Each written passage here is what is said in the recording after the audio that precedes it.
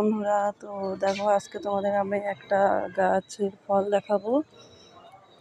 তো তোমরা বলো দেখি এই গাছের ফলগুলোর নাম কি, কে কে জানো কমেন্টে বলো।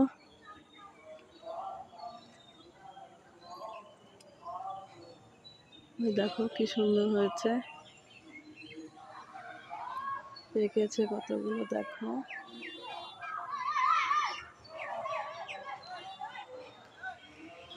প্রচুর হয়েছে গাছে।